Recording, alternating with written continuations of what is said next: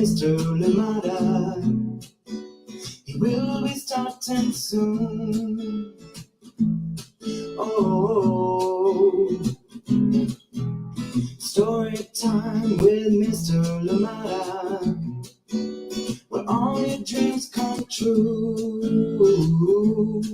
Oh, he brings to life your favorite stories with a great big smile. You won't leave lonely, won't you start all reading? I just can't wait to be hearing story time with Mr. Lamada. He will be starting soon. Oh, story time with Mr. Lamada, where all your dreams come true. Oh, he brings to life your favorite stories with a great big smile. You won't leave lonely, won't you start all reading? I just can't wait to be hearing.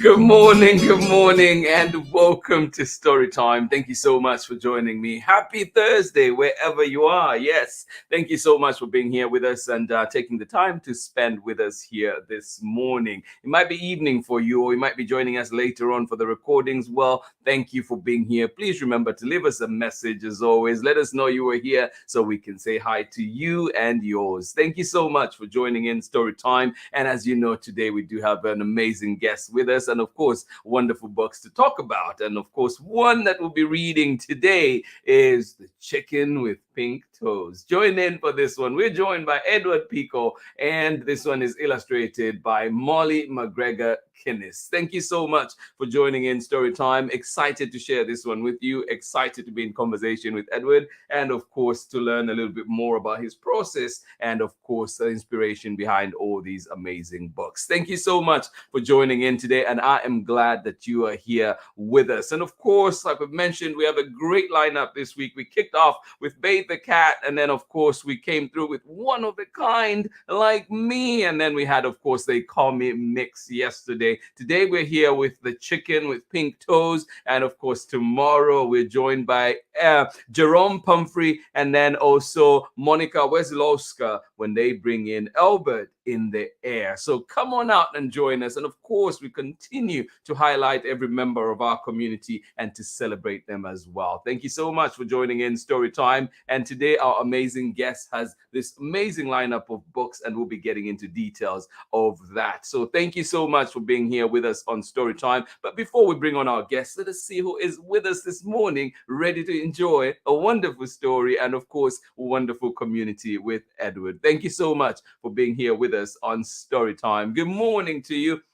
How are you doing today, Kathy? And of course, Luna out in Ohio. Thank you so much for joining in today. I hope that you're staying well. I hope that you're staying safe from the smoke that has been coming in from the fires in on the east, of course. Thank you so much for joining in Storytime today, and we hope that you're well. We hope that the air clears up very, very soon. Luna, one more time, and of course, Kathy, thank you for joining us out in Ohio. Good morning to you, Ari, and of course, Megan out there in Kentucky. Thank you so much for joining in Storytime. Good morning to you. Glad you are here with us. Thank you for being here. And of course, please don't forget to send us your recommendations, books that you love and all that you've heard about, and we'll do our best to bring them here to Storytime. Permissions granting, of course. Thank you so much for joining in Storytime. Ari and Megan, good morning to you. Nathan and Sarah in Muggy, but Clara, Illinois today. We'll take that.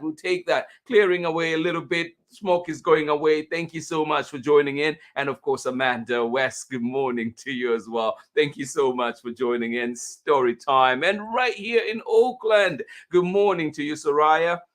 And of course, Sharon Lungo, thank you so much for being here. Happy Thursday to you. glad you could be here with us live on Storytime. I hope that summer camps and everything else, summer is going well. Hopefully there's some ice cream in there as well. Thank you so much for joining in, and I'm glad that we are here together. Oh my goodness. Good morning to you, Mr. Ramos. Thank you so much for joining us out in the St. Louis. Thank you so much for joining in. Oh, it is well. It is well indeed. Thank you so much for joining in Storytime. You know, if you start the morning with a good book, good conversation, what more could we ask? Good community, what more could we ask for? Thank you so much for joining in, and I hope that you are well. Thank you so much for joining us on Storytime out there in St. Louis. And I will be sure to let you know too when I'm out in St. Louis, because I do have family out there and do pop in a little bit every now and then. So be sure to let you know next time I'm around. Thank you so much for joining in Storytime, and welcome. At this point, please join me in welcoming to Storytime Edward Picot, joining us all the way out in England today. Thank you so much for being here with us. Welcome to Storytime. Hi. Good morning. Thank you very much for having me, and hello to everybody that's watching online. Oh, thank you. Thank you. Yes, good to have you here with us. Well, it's very nice to be here, and it's been rainy today, I'm afraid, in my part of England, which is Kent, down on the southeast corner. But I gather from what you were saying from the comments that you've got some issues with smoke and fires out there. So yeah, there's been, especially on the East Coast, because the wildfires out in Canada, and the smoke is coming down into New York, and now spreading. Last I saw on the news, of course, after I think Nathan and Sarah had put up a comment, and so I was looking at it yesterday too, and just got to see that part of the Midwest too, you know, Illinois and Ohio, all those places too had been affected. So I have been affected. So yeah, definitely. But on the West Coast, I mean, we've had it with the past years for sure. It's been, and this year, I know we're just getting into fire season, but right now it's still clear. So take that. No rain. No rain. Well, you could probably use some of the. We've sent you some of the rain from over here. No, you can keep your rain. We've got some to spare. I think our reservoirs are finally up to capacity and stuff. So yeah, but I think it's been a drought for over almost three years here in California. Yeah, but we got rain last year. Of course, that comes with its own problems. Yes, of course it does. Yeah, I've got a friend called Joel Wisehouse who lives in the Santa Barbara area, and I think he was quite close to some of the fires a couple of years ago when there were a lot of wildfires. There were definitely some in the mountains close to there for sure. Yeah. Wow. Yeah. No, that's I'm glad they are okay, and Santa Barbara not too far from us, not too far away. Yeah. So please tell us a little bit more. What is something, if somebody were to come to Kent, what is something that they could do, or what is something to look forward to? Well, Kent's known as the Garden of England, so it's got lots of. For a moment, I thought you were going to say the Garden of Eden. Yeah, well, maybe it's not quite that nice. It's quite nice, but it's called the Garden of England because it's famous for its apple orchards and soft fruit and orchards of all kinds. And it's probably not got as much of that as it used to have, but it's still it's nice countryside, and it's got some interesting towns. We're quite close to Canterbury, which has got a lovely cathedral, of course, and we're also quite close to the coast. You've got places like Hastings and Margate, so nice little coastal towns where you can go and do a bit of bathing, get some nice seafood, eat some fish and some crabs, get a nice ice cream. So it's an interesting area. It's a nice place to live, actually. Yeah. Oh no, that's so good. That's so good. So definitely, jotting that down as well for whenever I visit. Whenever you're out this way, look me up. We'll go and get some chips in Hastings. Yes, there we go. Exactly. But today, before we get deeper into conversation, I know that you have a wonderful book that you're reading with us today. Yes. The Chicken with Pink Toes. So just tell us a little bit about the inspiration of this book, and then we'll get into the reading. Of course. Okay. Well, actually, it's got my name on the front, and it's got Mollie's name on the front. Mollie Macgregor-Kinnis. I'm just trying to get it in the right place. And actually, Mollie was she didn't do the illustrations. I did the illustrations. Oh, okay. But Mollie gave me the idea for the whole book. So she's got her name on quite a lot of my books. Yeah. And sometimes she's done little drawings and pictures and things that have given me the idea and ended up in the book. Sometimes she's given me the ideas and sort of and I've discussed the whole thing with her as I've gone along and shown her all the pictures as I've done them and everything. And so I have the wrong person on the show. The brains behind it all is Mollie. It's all Mollie. It's all Mollie right now. Yeah, she'll be watching a recording of this. She's at work this afternoon, but she'll be watching a recording of this. And if we don't give her all the credit, she'll be very cross. Well, Mollie, we give you all the credit, Mollie. That's right. Thank you. So I don't know whether chicken keeping is a big thing in your part of the world, but quite a lot of people in this, because we're quite sort of rural in areas of Kent. Quite a lot of people actually keep chickens as a, not as pets, but for the eggs and as a sort of semi-farm sort of thing. Yeah. And Mollie and her family used to keep chickens when Mollie was little. Yeah. And I was asking her about, what were you like when you were a kid? And she said she was a bit of a tomboy, but she did go out into her backyard and she had a favourite chicken called Pippa, and she painted Pippa's toes pink. Yeah. So that was where this story came from, really, her reminiscence. So no, I love that. I love that.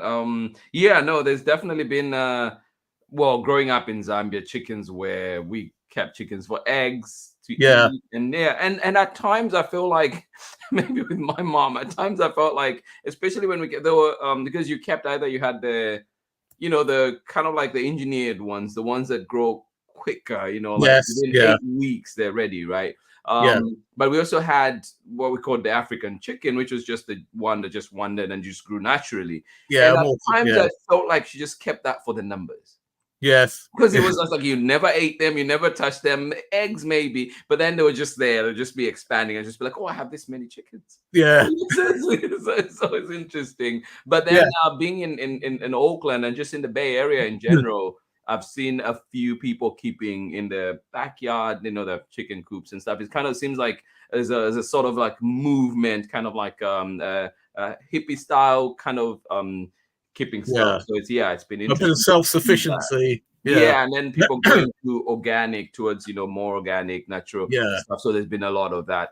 You kind of see it. A few friends, a few kids having teaching. So talking to a lot of families, you get to see a few of them having chickens at their homes. It's nice to have animals around, and of course, from the picture book point of view, books to do with animals are always nice subject matter.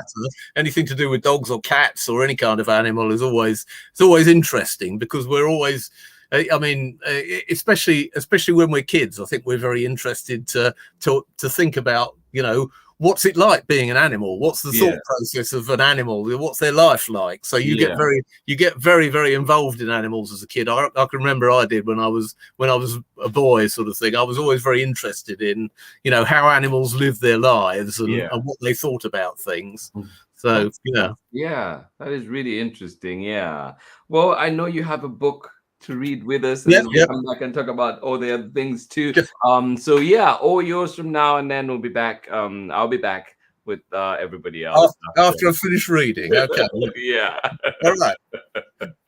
I love you. Like before we start reading, I love that there's a conversation going on with Ari and his grandmother in the comments. It's like, good to see you again. Like, I don't get to see. We only get to see Mr. Limata because Kathy's in Ohio and Ari's in Kentucky, and it's like, I see people who know it. There's a whole conversation going on in there. I love it. That's all lovely. right. All yours, Edward. Okay. All right. Well, we'll stop talking to each other and listen properly to the book.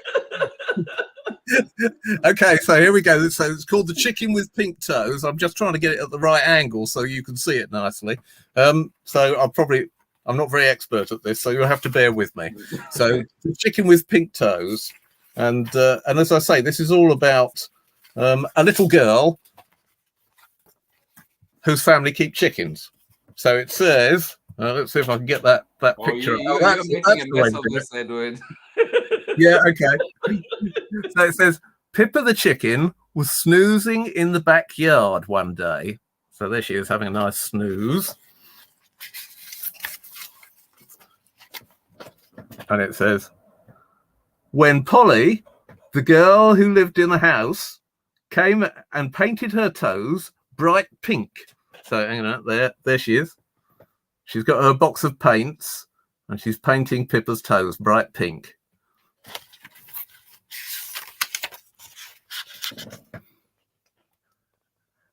Goodness, said the other chickens.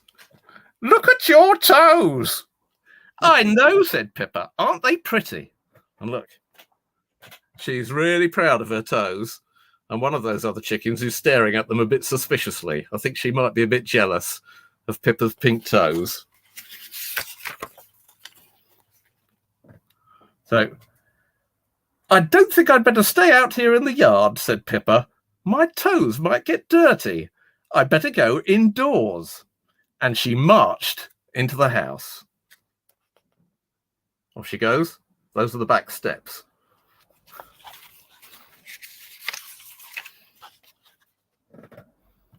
Oh, see if I can get the right. Mercy, said Polly's mum. What's that chicken doing in here? And why's she got pink toes? Can she stay for tea? Said Polly.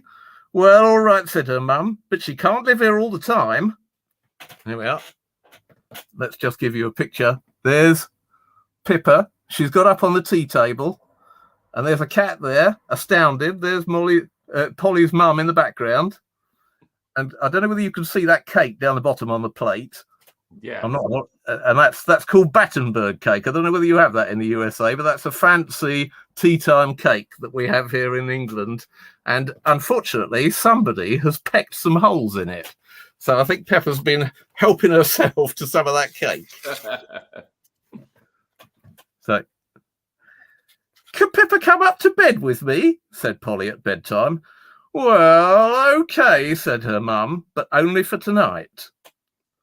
So there you are. There's Polly sleeping in bed, and there's Pippa on the pillow next to her.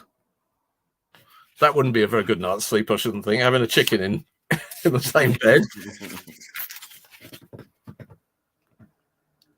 You're not taking that chicken to school, are you? Said Polly's mum the next day.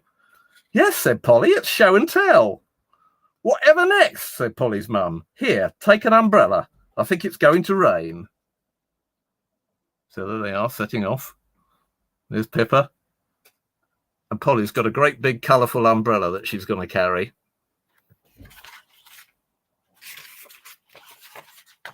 Oop, I've skipped a page there. Here we are. Pippa was the undisputed star of show and tell. She sashayed up and down the class, showing off her pink toes for all to see. Let's see if I can get a nice picture of her sashaying. There she is. And I'm not sure if the kids in school quite know what to make of this. Polly is really pleased and throwing her arms up in the air, but the others look a bit astonished.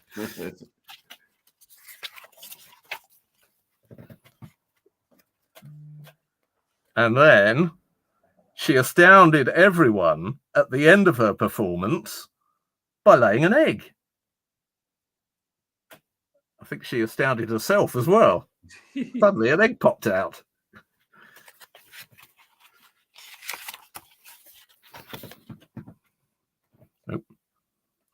It was raining at home time. Come on, said Polly, let's jump in puddles.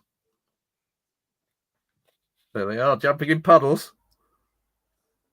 Now, Polly has got the right gear on for jumping in puddles. She's got a nice pair of yellow boots on. She's got a nice waterproof yellow coat, and she's got that lovely umbrella. But what about Pippa? Chickens don't normally go jumping in puddles, do they?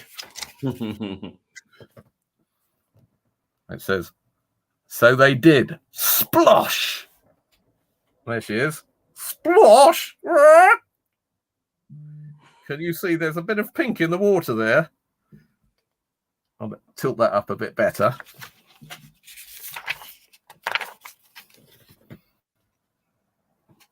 "Oh dear," said Polly, "that puddle's washed all the pink off your toes. What a shame."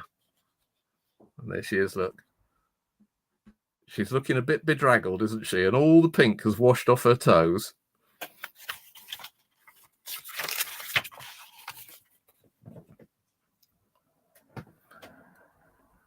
"What was it like in the house?" said the other chickens when Pippa got home. "Lovely," said Pippa. "And I went to school as well." "Oh, fancy," said the chickens. There's that one, look, who was staring at her toes suspiciously before, still staring at them now, just to make sure all the pink's gone.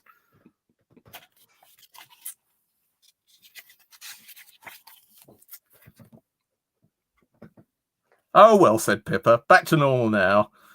And they all traipsed into the hen house together. And they're going up the stair into the hen house.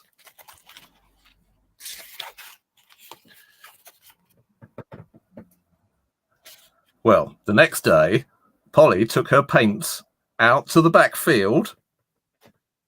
There she is. She's got her box of paints again.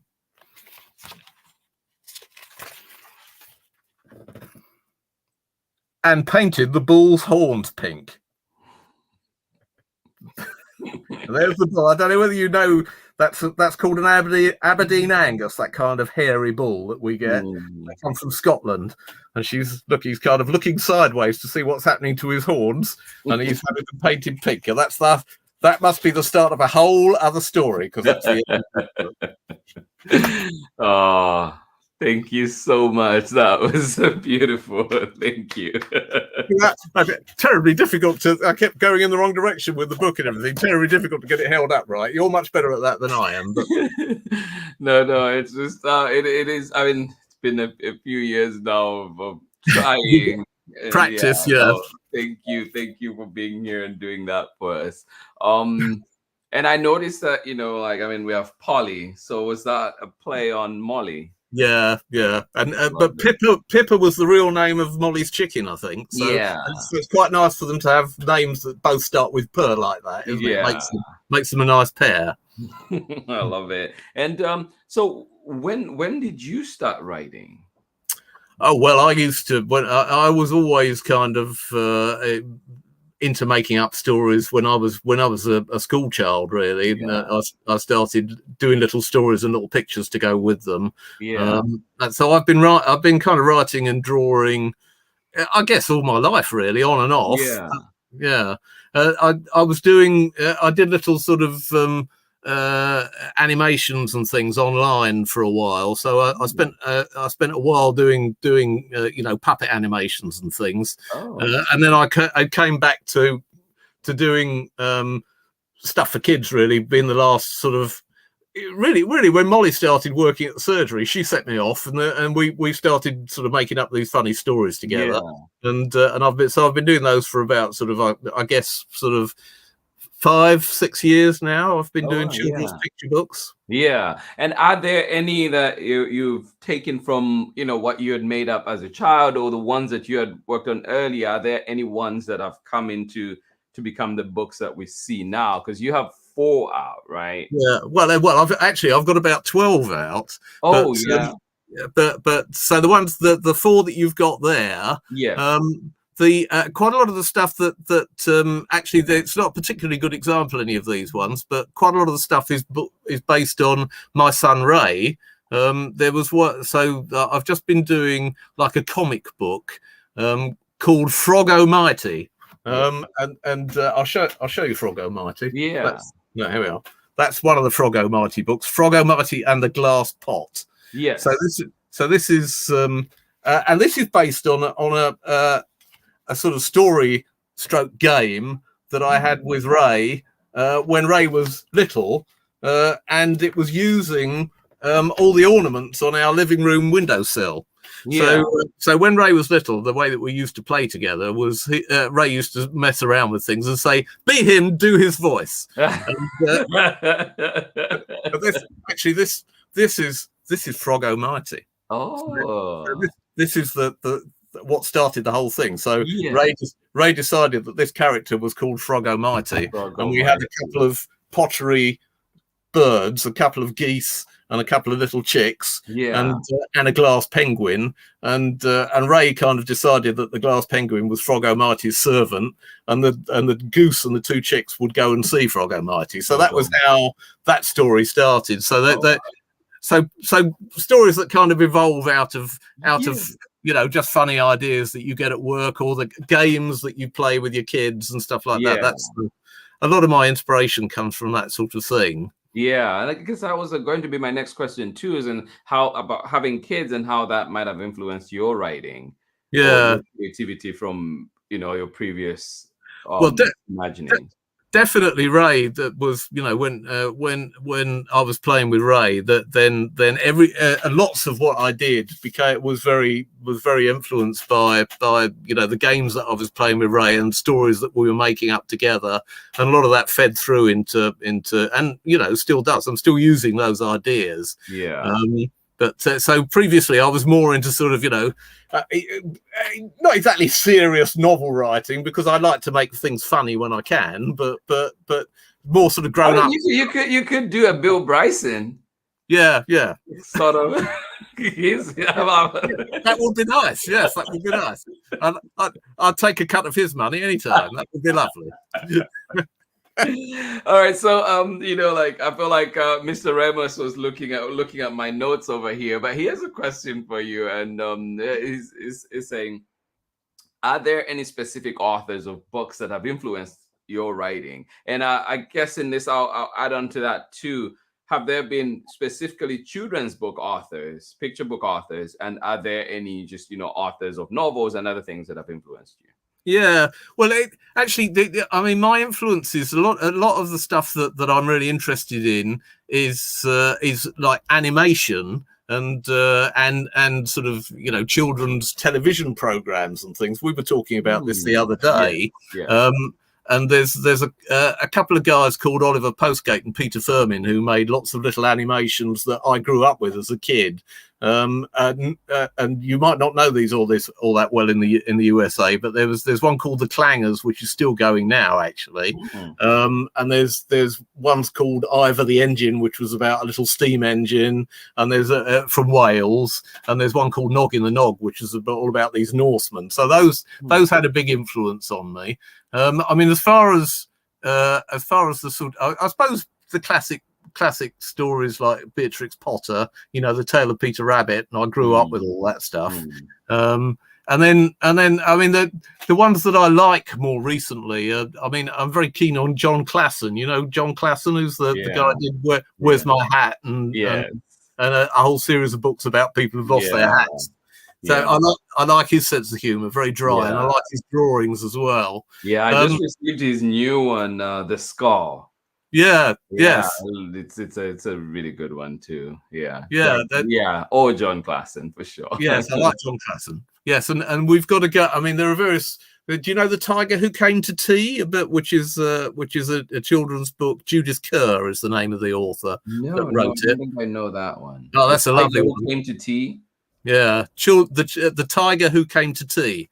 So it's all about this little girl and her mum are sitting down to have tea one day, and there's a knock at the door, and this great big tiger comes in, and he eats all the cakes and drinks all the water out the tap, and he basically eats them out of house and home, and then disappears again. So when the dad comes home from work, there's nothing for him to eat or drink in the house, and they have to go out for supper, sort of thing. It's a lovely story. It's really lovely. And she and there's a guy called Mr. So there's a book that I love that we used to read together with Ray all the time when he was little, called Mr. Gumpy's Outing. Have you ever heard of that one? No. That's I've forgotten his name now. John. I used to have it over here. It'll come to me. But he's a great author. Yeah. Is he also British? Yes, he is. Yeah. Okay. And I what I like about his style is that his sort of style of drawing and painting is very deceptive, because you think it's quite kind of rough and ready. He doesn't try to make it look too polished, and you think it looks as if he's just kind of thrown it together, but actually he's a really good artist. And Mr. Gumpy's Outing has got beautiful pictures in it, and that's got that's got just a nice, simple, funny story. So Mr. Gumpy and these two kids, a girl and a boy, are going out for a boat ride, and all these different animals turn up and want to see if they can join in on the outing. So a rabbit says, "Can I come, please, Mr. Gumpy?" And he says, "All right, as long as you don't hop around." And then a chicken turns up and says, "Oh, can I come, Mr. Gumpy?" "Yes, all right, as long as you don't flap." And then a cow turns up and he says, "Can I come, Mr. Gumpy?" "Yes, but don't trample." And so they all get in there. There's more of them. There's about a dozen of them get into the boat. And once they're all in the boat, they all start doing the things he's told them not to do. The chicken started to flap. The rabbit started to hop around. The dog chased the cat. The cat chased the dog. And the boat tips over and they all end up in the drink. So, and then they have to walk home across the field. So it's a great, funny story. I love it. Yeah. Yeah. Oh, I love it. And I know too that, I mean, you mentioned, like the animals and growing up and, being in a rural, more, setting and that influencing. I see that, there's animals in your books as well. Yeah. And of course, you mentioned the characters that you and Ray would play with. But just thinking too, what else in your, in growing up in your area has influenced your writing? Well, we were talking about one of my other books, Pilchards, which is about this carrot that's being bullied by two potatoes. Yeah. So that's right, Kevin the carrot. So he's out for a nice walk, smiling away to himself, and all of a sudden these two potatoes start, "Oi, Pilchards!" start shouting at him like that. And it's a funny book about teasing, basically. So it's very light-hearted, but in it, they're at the end, the two spuds get mashed, and Kevin is kind of ends up with a prize from the horticultural show. So there's an element of class in it. So Kevin's the nice kind of middle class boy who goes home, and his mum makes him this very old fashioned tea of pilchards on toast, which is why they're calling him Pilchards and making fun of him. But and the spuds come from a lower class background, so which is why they're teasing him. And there's a slight sort of class antagonism in there. And so if you were able to have Pilchards, then you were.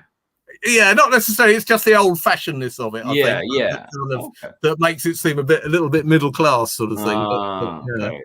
But I suppose that's a little bit of it. There's a bit of social observation that comes into my stuff as well. That there's kind of about class differences and things like that.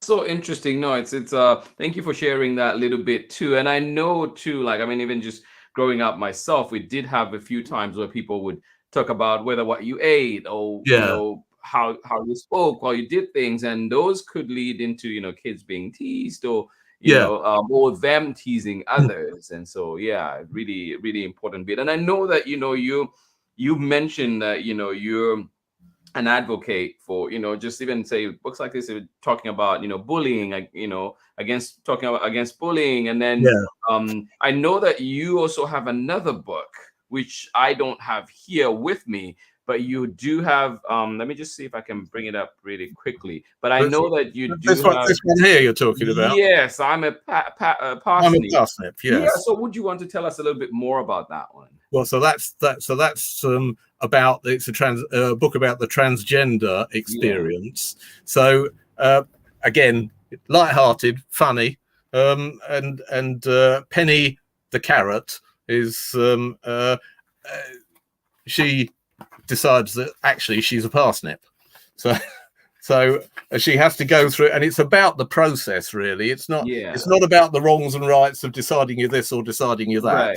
Right. But it's about she spent a lot of time thinking things over in her room, and then it's about how you tell your parents and things. So she gives a letter to her mum that says, actually, no, I'm not a carrot, I'm a parsnip.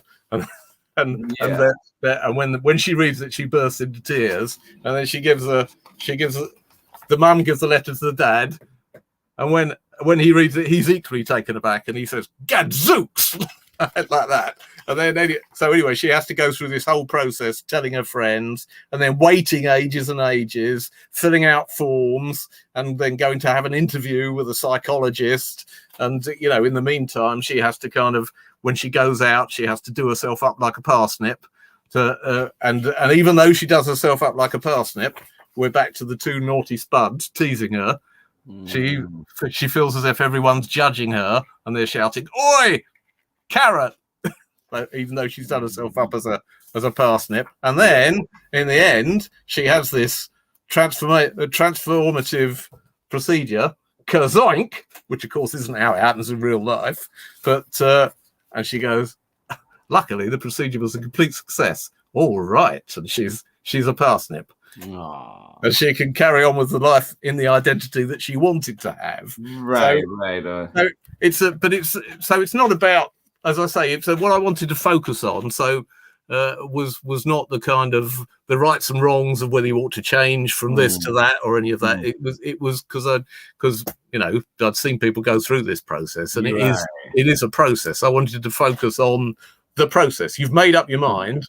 This is what you want to do, and I really admire people who make up their mind and kind of go through this whole thing, because it is living their truth, living your truth. Yeah, and it takes a lot of guts, I think, to do it and go through this whole transformation. Right. Some heavy surgery involved, and lots of telling people, and it's a big thing. And it's and living in societies where there's unexpected way and getting so much, whether pushback and just bullying and all those things that come. Yes. So definitely, I appreciate you putting this book out, because I think it is needed. And like you mentioned too, just talking about that process as you're going through just now, talking about some of kind of summarizing the book. I'm learning a lot, like just even from that and thinking about it. And there's a book that I read, actually have a copy here. It's called 500 stories, 500 coming out stories. And it's just so interesting to see the wide range of coming out stories and how, people shared, and how some were banished from their families, or, so on and so on. And how some, would share, and the families would be like, "We've known, and we're here to support you." And so just all the different range, but just looking at, I hope we get to a world where people are more supportive and for others. Yeah. But even if you're in a supportive family, then you still have to kind of find the courage to say to people, you've been thinking I am this, and actually I'm that, and I want to live my life a different way. Right. So it is, so there is a lot of kind of soul searching and deciding how you're going to do it. How am I going to say this? How am I going to break this news? So, like I say, it's and then if you need sort of transformative surgery, then there's a great big wait and a whole sort of filling out forms and being interviewed and all sorts of things that you have to So it's a real big thing, and I really admire the people who make that decision and follow it through, and Right. No. Thank you for highlighting that, for sharing that piece as well. And I hope that stories like this continue to be shared and spread, and so more people can have access to them, even if it's just to read and see that you're not alone. Yeah, absolutely. In going through the process and in the situation. So one of the things too that you've done is you've self-published these, and you mentioned too that you've illustrated the book. So how has that process been like for you?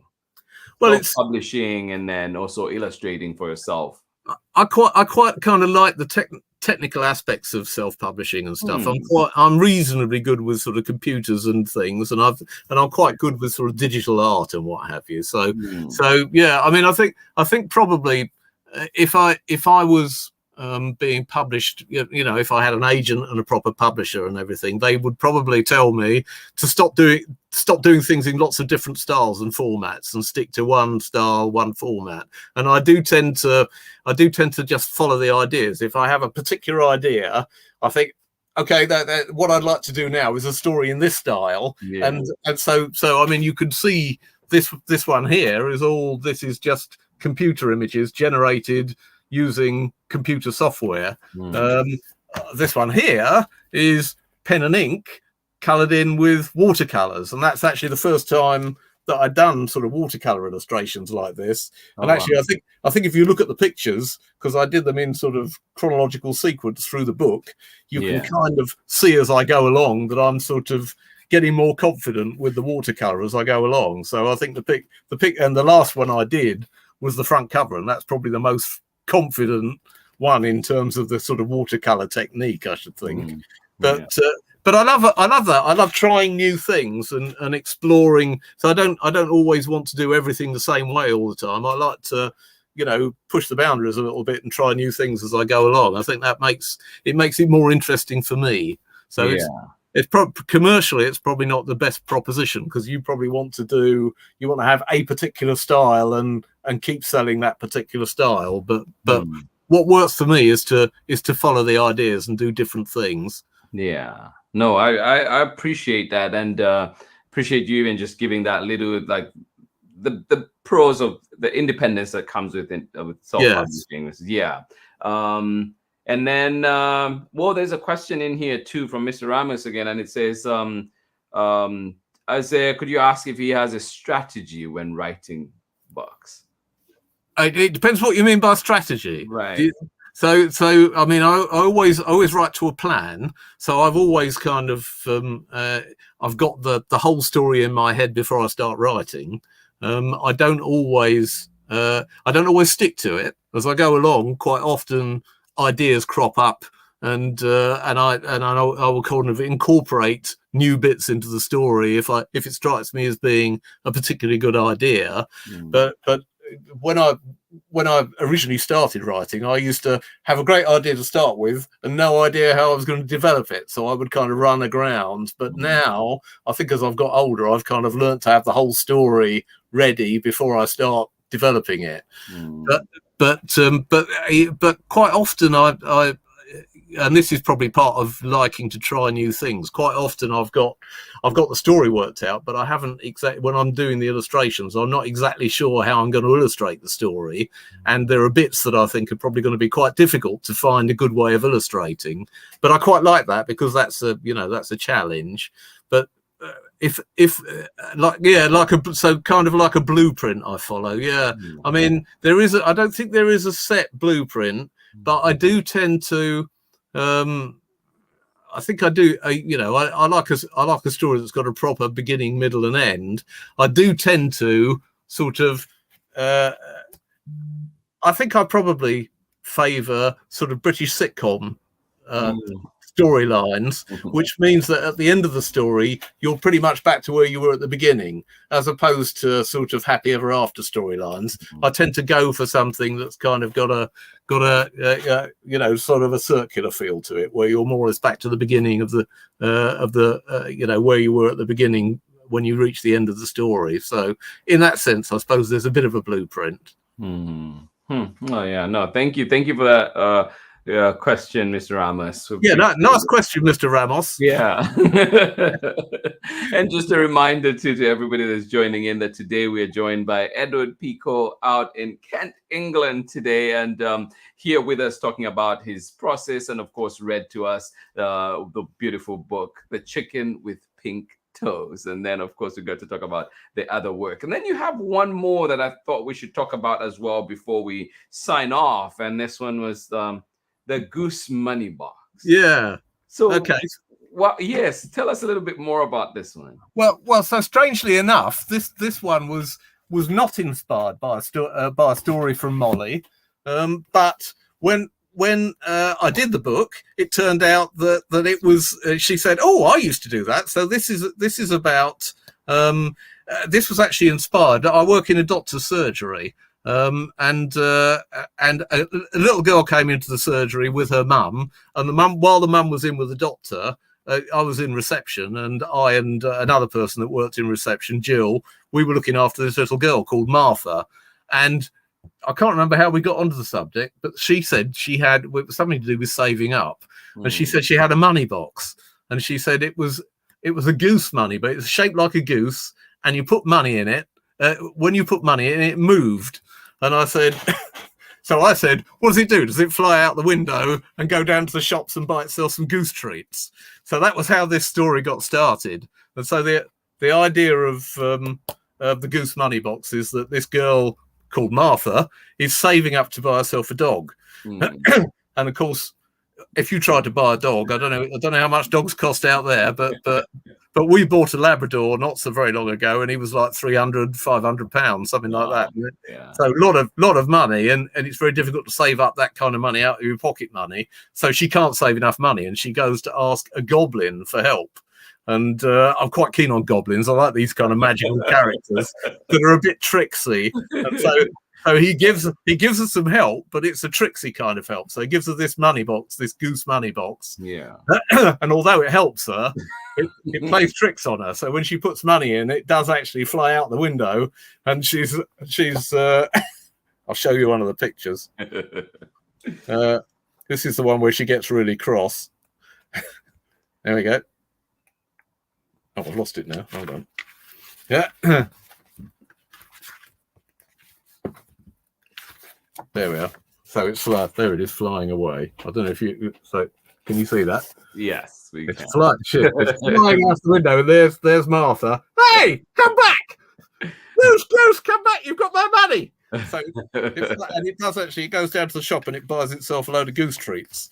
So there's an empty goose treat packet, and it gives the goose treats to all the other geese. Now this is where I live. This is actually behind my house. We've got a lake behind my house. And it doesn't have as many geese on it as it used to, but it does get geese on it at certain times of year. Yeah. And the geese, and they make this honk, honk, honk, honk, honk noise as if they're laughing at you. So the geese in this story always seem to be laughing at Martha. And this is like a view from the back window of my house where the geese in the evening fly over the field. That's quite closely based on the area where I live. Yeah. So anyway, she gets in the end. What happens is that the Goose Money Box turns out to be a magic goose, and it lays a golden egg. And she takes the golden egg to the pet shop, and the man in the pet shop gives her a dog in exchange for the golden egg. So it's a happy ending in the end. But some tricks along the way that the Goblin's Goose Money Box play some tricks on her. Yeah, no, I love it. Well, thank you for just sharing your knowledge, sharing your stories, and and for inspiring us too. I really I love the topics that you've tackled, and also just funny too. Well, it's funny. Yeah, thank you, and we hope to explore the others as well. But as you mentioned too, you mentioned British sitcoms in there, and then you have a character called Polly in Chicken with Pink Toes, and as you mentioned, Polly, it took me to 40 Towers. Yeah. Love that one. But then just before we wind up, any other work that is coming up from you, should people look forward to? Anything that is coming from the doctor's surgery or anything like that? Well, I'm not for the doctor's surgery specifically, but I'm working. So this one is the one that I've just finished, Froggo Martin in the Glass Pot, and I'm working on a new one that's following on from this. But actually, I've got a couple of books. There's a more. Hang on a minute. Let's see if I can find them. I've got one called The Treasure Beneath the Hill. That's that one there, which hasn't. So this is the sort of dummy copy of it. So this hasn't actually been published yet, but that's the next. That's the next one. After I've finished sort of serializing the Chicken with Pink Toes. This one. So this is more of a kind of Harry Potter type book, I suppose. But this has got pen and ink illustrations in it. This one. Yeah. Which is what I always. This is how I started really doing drawings. When I was at school, I didn't like color. I only liked black and white. And I used to do pen and ink. Yeah. And I was very inspired by Mervyn Peake. Do you know Mervyn Peake? No, I don't. He was a famous, quite famous, an author and illustrator. He wrote a trilogy called the Gormenghast trilogy, but he did lots of pen and ink. He did a version of The Hunting of the Snark, Lewis Carroll's poem, and famous pen and ink illustrator. And I was quite influenced by his style when I was growing up. So that's coming out soon, and then after that, I'm back into Frog Almighty and doing another comic book thing. Yeah, no, lots of work. Looking forward to all of that. Yeah. Edward, thank you so much for joining us today. Thank you so much for having me, and thank you to everybody online. It has been wonderful, and to everybody that was joining in as well. Thank you for being here with us on Storytime, and we appreciate you. Appreciate your company. And please, if you have any further questions for Edward, feel free to send them our way, and I'll make sure that he gets them. And of course, we can try and get you those answers. And then, of course, too, hopefully next time, maybe we'll have Mollie to share with us how it is being part of the process. But thank you so much for being here with us. Please don't go away yet. We'll catch you on the back end. And to everybody that was joining in, thank you so much for being here. This was Storytime. Edward Picot, our guest for today, with amazing book. And of course, we read The Chicken with Pink Toes. Thank you for being here, Edward. We'll see you in a bit. Bye, everybody. So thank you so much, everybody, for joining in Storytime today. That was Edward Picot, and talking about his books and, of course, his process as well, and all the other things that he's created. So thank you so much for being here, and, of course, looking forward to more of his work. Thank you so much.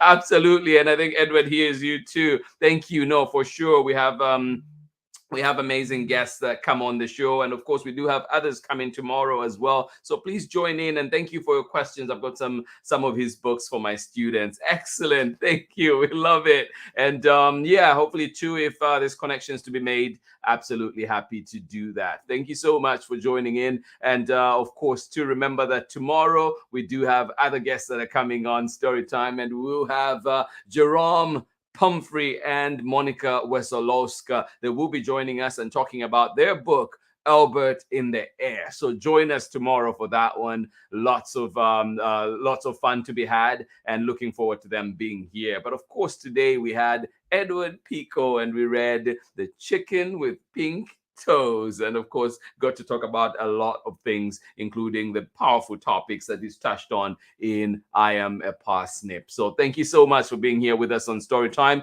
Looking forward to many more story times together. I hope that you have a lovely rest of your Thursday. I hope that it is good. I hope you're able to go outside, and of course I know that there's smoke, clearing out, but I hope that we're able to still, even if it's just to do some things. Maybe if we're going outside, just be sure maybe you're putting on a mask, or follow the health guidelines that are there. If you need to stay indoors just for today and next few days until the air clears out better, please do follow those health guidelines. Thank you so much for being here with us on Storytime. We appreciate you. And it is a special week this week as we continue to celebrate Pride, and of course, the right for all to exist and thrive. As we share these stories, we send love to our LGBTQIA+ family, and condemn the increasingly visible violence and legislation against the queer and trans community. We celebrate the rights of all to love and to live authentically. And we mean that message here at Storytime. It is an inclusive space,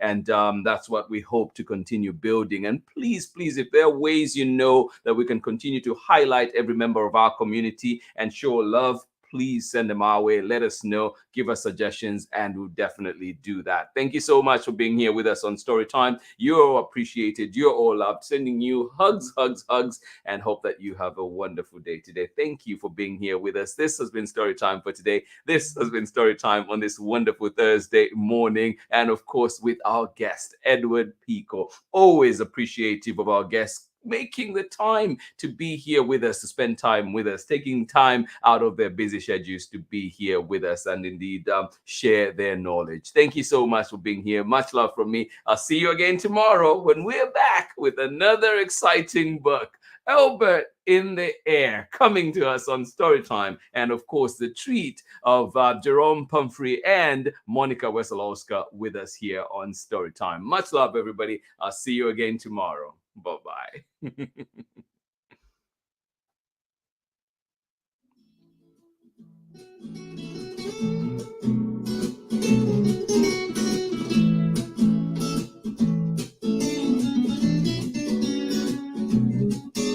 Story time with Mr. Lamada. He will be starting soon. Oh, with Mr. Lamada, where all your dreams come true. Oh, he brings to life your favorite stories with a great big smile. You won't leave lonely, won't you start our reading? I just can't wait to be hearing story time with Mr. Lamada. He will be starting soon. Oh, story time with Mr. Lamada, where all your dreams come true. Oh, he brings to life your favorite stories with a great big smile. You won't leave lonely, won't you start all reading? I just can't wait to be hearing Melody stories, some stories from far away, others right here in my neighborhood. Story time. Ooh. Story time. Story time with Mr. Lamada. He will be starting soon. Oh. Story time with Mr. Lamada, where all your dreams come true. Oh. He brings to life your favorite stories with a great big smile. You won't live lonely, won't you start all the reading? We just can't wait to be hearing. Brings to life your favorite stories with a great big smile. You won't live lonely, won't you start all the reading? We just can't wait to be hearing